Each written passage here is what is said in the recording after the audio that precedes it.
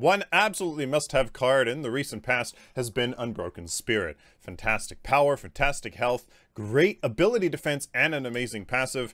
Basically made you unstoppable. It has been nerfed, being brought down back in line. Well, is that the case?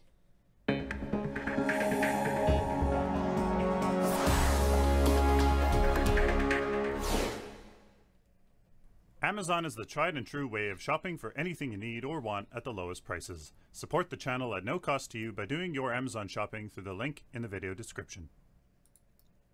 Yeah, hello ladies and gentlemen, welcome to A Paragon Guide. I am Sylphin.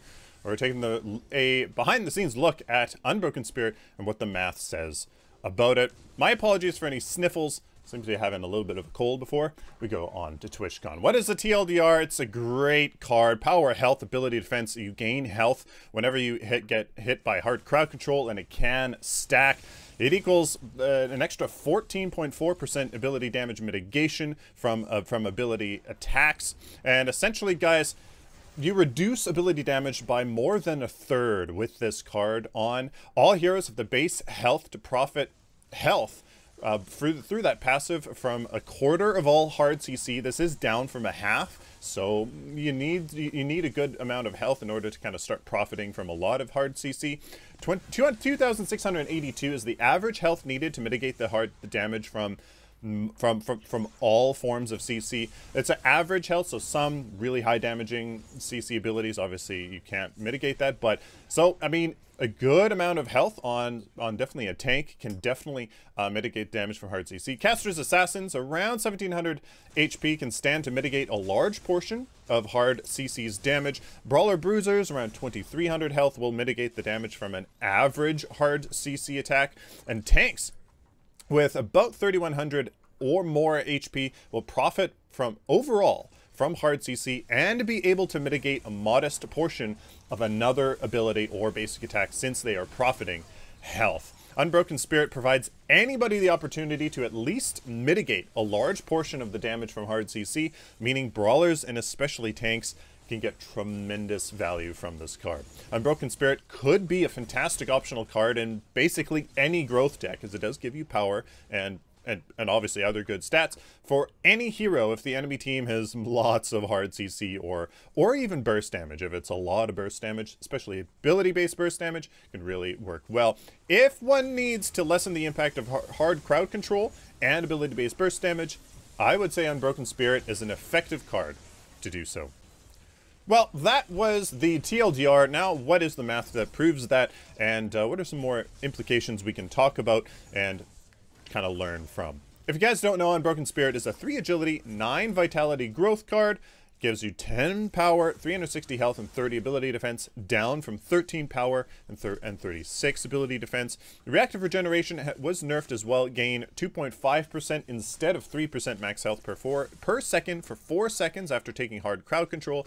And this can stack, so it doesn't matter how many times you're hit with anything and when, you will this effect will stack if you have more crowd control on your character.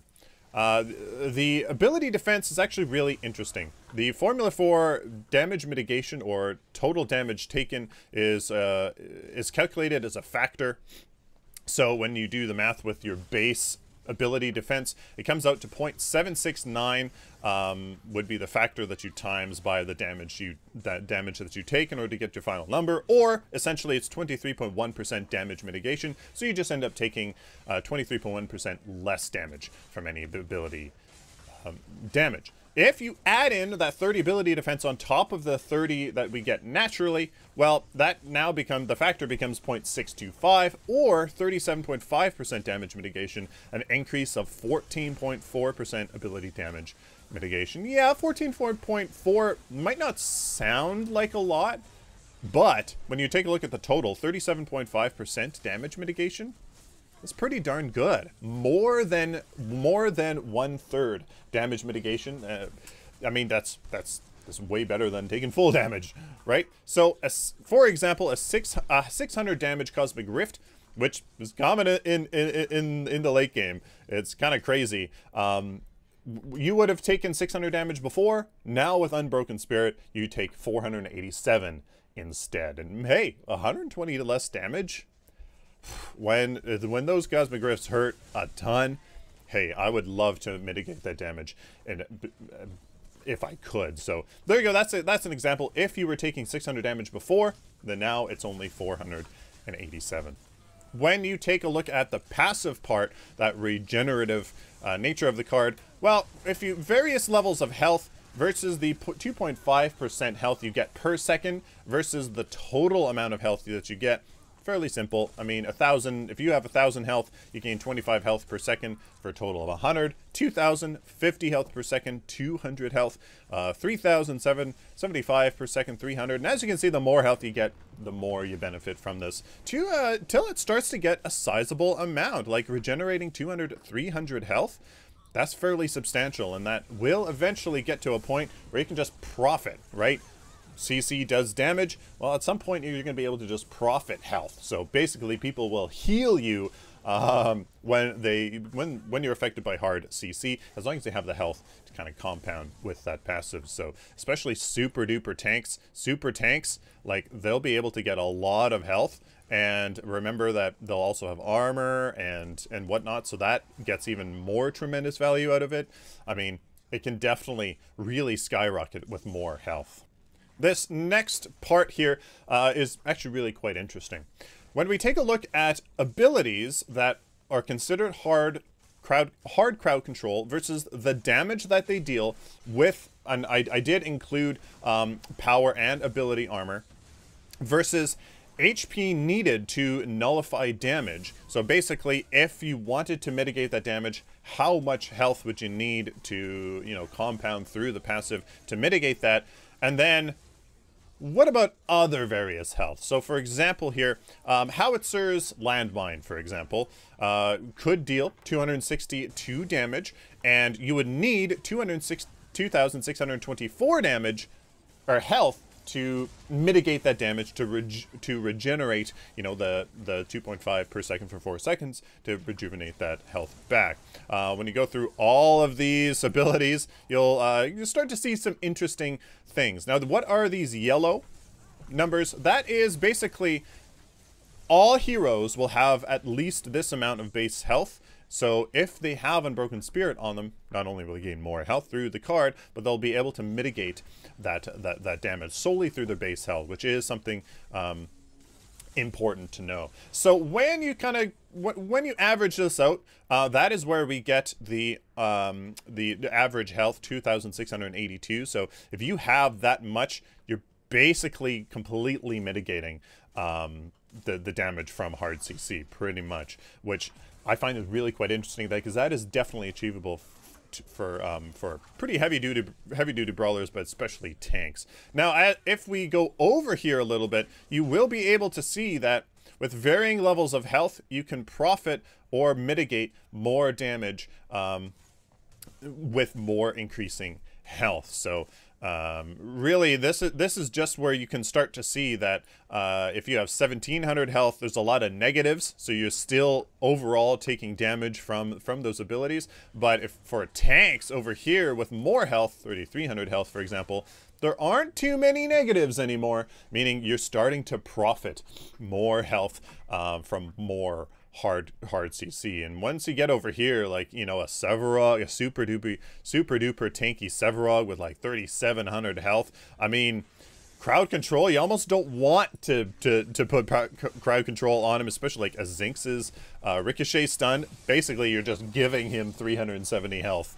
For like, you're healing him. So tanks, you can see it's really, there's a lot of positive numbers here, whereas if you take a look down here, or maybe you're just throwing it on a caster because yeah, they have a lot of CC, there's still a lot of negatives. I mean, yeah, those negatives aren't as bad as taking the full amount of damage, but it just goes to show the relationship between base health and the passive. What are some factual statements we can make about Unbroken Spirit? There is quite a bit. 30 ability defenses, 14.4% extra ability damage mitigation, for a total of 37.5% when you include the base ability defense, reducing ability damage by more than a third. That is significant. That really is significant. as a tank, you're going to really want that ability to not be bursted down and kind of immediately removed from the fight. So it is, or just as a card on anybody really, taking the third less damage, really good. All heroes will have the base health to profit health from a quarter of all hard CC down from a half. And there's more just to put this in here because before, pretty much anybody could profit from basically half of all CC, which is pretty crazy. As it should be that you know, more health heroes and tanks and brawlers really start benefiting from it, whereas anybody, if you put it on, it should be modest. 2,682 is the average health needed to mitigate the damage from all hard CC. Really good thing here is that tanks will really start to really truly profit from Unbroken Spirit, whereas Brawler bruisers, less than 2,600 health, well, they're still mitigating a good portion of the damage and getting good benefit, but not really as much as maybe you would like as a true tank card. Caster's Assassins, around 1,700 HP, can still stand to mitigate a large portion of hard CC's damage. Like, really, I mean, you're reducing the damage from CC to basically a quarter to a half, depending on the ability. You still benefit quite nicely from it, just obviously not as much as Brawler bruisers, who will mitigate the damage from average hard CC. That's pretty darn good. And tanks, they really run away with it, and they'll profit overall from hard CC and be able to mitigate a modest portion of another ability or basic attack. Any CC that you put on a tank, yes, you do stun them, and there is value in that, but you're kind of just helping them. You're kind of helping them absorb something else and kind of do their thing. So tanks really run away with this card. Some conclusions then we can leave with Unbroken Spirit. Basically, it provides anybody the opportunity to at least mitigate a large portion of the damage from hard CC, and that's good. That's kind of the point of the card. Before it was overpowered, straight up. Now it really it really meets its goal, and that's really nice to have a balanced card in the game. Meaning brawlers and especially tanks can extract tremendous value from this card. Unbroken Spirit could be a fantastic optional card in really any growth deck, to be honest, for any hero, if the enemy team has lots of hard CC or burst damage. Like, you know, if there is 4 of the 5 enemies in your match have like 1 or 2 CC each, and even if you're the carry, like a growth carry, you're like, oh boy, like maybe I should just get some health that can feed into my sustainability, my lifesteal, and just that ability damage, so that I don't get bursted down completely. Most forms of CC feeds really nicely into burst, and you still get some power. So maybe it is a fantastic optional card in any growth deck for any hero. If one needs to lessen the impact of hard crowd control and ability-based burst damage, Unbroken Spirit is an effective card to do so. I really like that it's been focused to its purpose, and that it fulfills it really nicely in a more or less balanced fashion. Maybe there is some tweaks to be done, but I'm really getting the feeling like it really serves its function.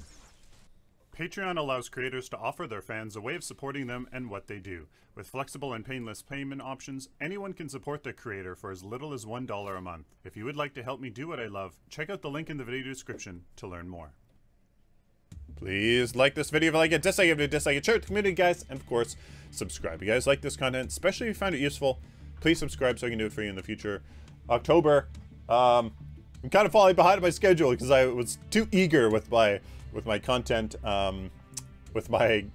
schedule, but I'm trying my best to provide a lot of good content. The board looks really good. Whether I can actually do that, it's a little bit stressful. Please check the video description for links to my website, merchandise store, Amazon affiliate links, and all my social media. Till next time, like always, guys, stay optimistic and positive.